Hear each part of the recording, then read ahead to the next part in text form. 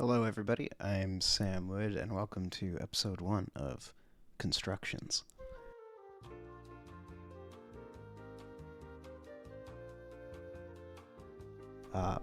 This is the series where I talk about constructions in the English language. Yes, the premise is as simple as that. Today we're going to be talking about one of my favorites, Would I Were. The reason it's one of my favorites is because it's kind of seldom used. I think it sounds very pretty, and it's got some interesting uses throughout history. So we're going to break it down. Just for reference, a construction is a way of saying something. It's just a way to put words together to mean something. So it can be anything. It could be a phrase, it could be half of a phrase, it could be almost nothing at all to be qualified as a construction. So what is would I were saying? Well, let's go through the grammar. So would is an interesting word in English because it has a lot of meanings. One of its primary meanings is like as a discourse marker for politeness, saying like, would you pass the blank? Would you pass the X? Sometimes it's just the past tense of the word will, but how it's functioning here is as like a marker of the conditional mood. And the conditional mood is our way of talking about if certain conditions are met, something else will happen. We'll get to an end state. So if he came to town, we'd go out. Or if she was truthful, I would like her more. Which is not to single out anybody, that's just what I'm coming up with. But yeah, that's how we talk about things that haven't happened. So would is like it's like an imaginary word, or of imagined circumstances. If something would happen, X would happen. So would I were functions in that kind of same way. That would I were, and then the were here acts kind of transitively. So we're seeking an object for that were. So would I were blank. And then usually we don't get a follow-up. We don't fill in that blank. And you'll see that in the historical uses. We just get would I were blank. And so we get half of the condition. We get the setup, but we don't get the end result.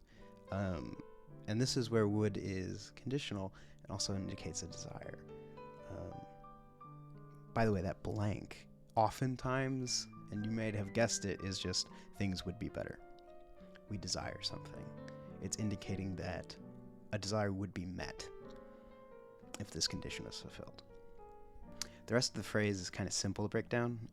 I is the subject, and were is the verb, and it works with would to indicate desire. It's subjunctive, so it indicates things we'd like to happen. It's dependent on other things. What makes this construction interesting in my eyes is what sets it apart from other phrases is its subject is I. Instead of would that it were, it's would I were, which is an interesting way of framing it as wanting to be something different, hoping there was a different condition about oneself.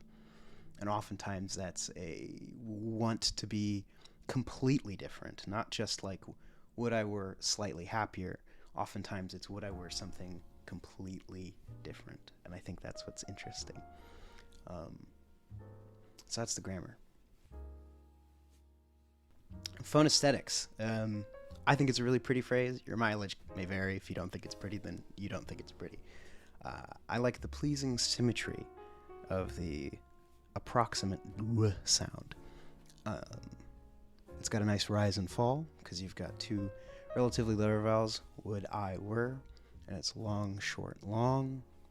Very pretty.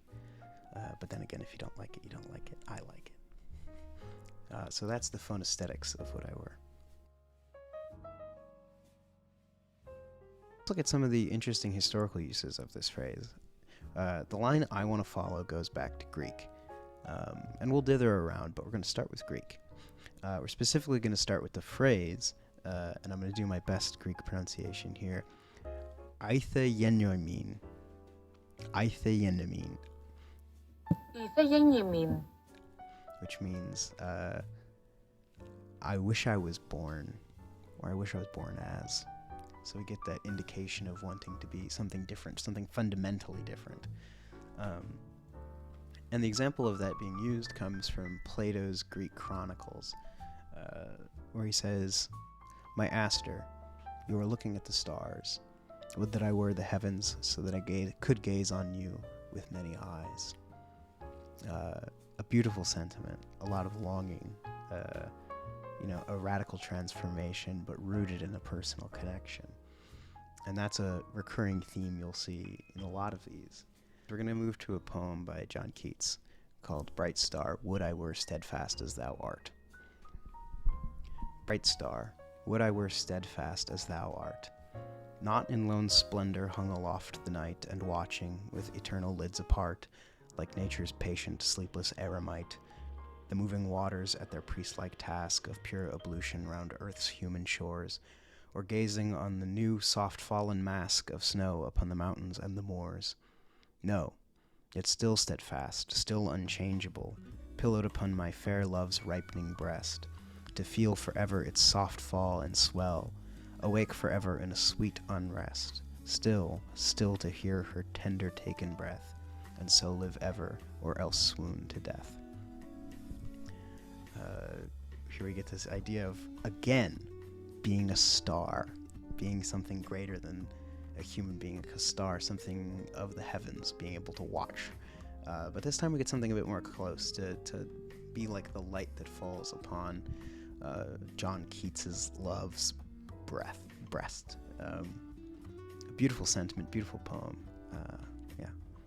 And so let's go to our next example. For this, we're going to go to another romantic, probably the romantic himself, Lord George Byron.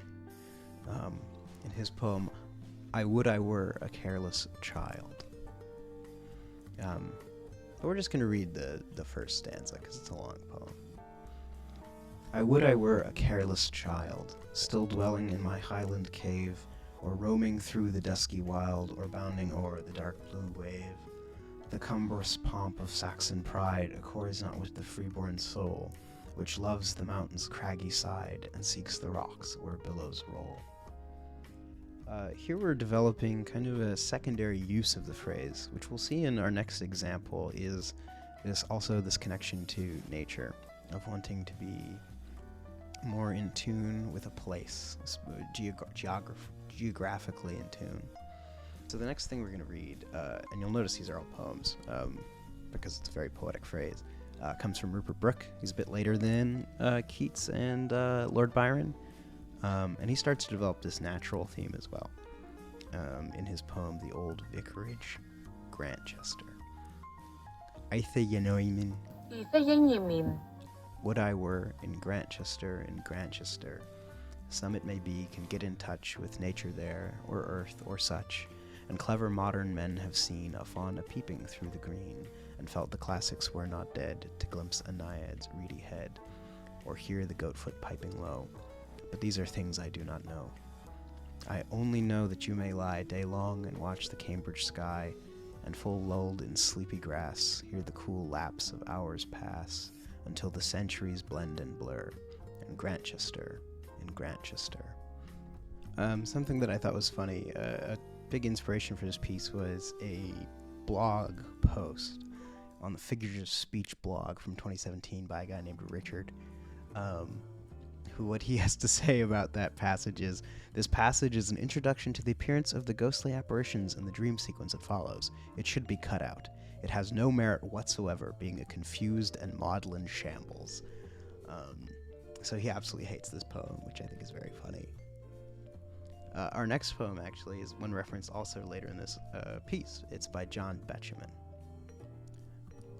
So John Betjeman's piece is called "The Olympic Girl." "The sort of girl I like to see smiles down from her great height at me. She stands in strong athletic pose and wrinkles her retrousse nose. Is it distaste that makes her frown, so furious and freckled down on an unhealthy worm like me? Or am I what she likes to see? I do not know, though much I care. Eithe Neumann, would I were. Forgive me shade of Rupert Brooke, an object fit to claim her look. Oh, would I were her racket pressed with hard excitement to her breast, and swished into the sunlit air, arm high above her tousled hair, and banged against the bounding ball. Again, this kind of develops the Plato theme and the Keats theme, is this idea of longing, of being physically close to something, but John Betjeman takes it and doesn't do a star illusion, he does a tennis illusion. But still, a lot of references to like pressing up against something, becoming something different, but still maintaining this personal connection. So Richard on figures of speech also has something to say in reference to John Betjeman's poem. And he says, John Betjeman made a witty reference to Brooke's pretentious illusion in his delightful poem, The Olympic Girl, wishing that he, the unhealthy worm, upon whom this tennis-playing goddess frowns down in contempt, could be an object fit to claim her look, or even just be her racket pressed with hard excitement to her breast. Betjeman, by far the better poet, used Brooke's allusion to Plato's lusting epigram much more appropriately than Brooke himself did. Betjeman has the lightness of touch, gently but mockingly, to apologize to Brooke. Forgive me, shade of Rupert Brooke. So Richard at figures of speech really hates Rupert Brooke, and I think that's funny. Yeah. So at the end of the day, would I were, I think, is a really interesting phrase, because we get this combination of distance but closeness, transformation but still maintaining our old self. You know, would that I were the stars so that I could look upon my lover every night from all angles. But at the same time, if we were the stars, they wouldn't be our lover anymore. Or if we were, you know. So there's this idea.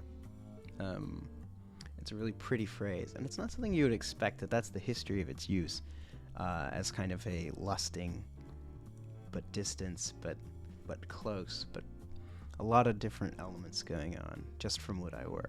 And you might want to consider putting it in if you're talking about that kind of thing. And if not, well, you know, whatever. But I thought it was interesting. All right, thank you for watching episode 1. Hopefully there'll be more. If you have a construction you want me to talk about, drop it in the comments, and maybe I'll do it. Who knows? There's a lot of things I want to talk about. Maybe we could do Believe You Me.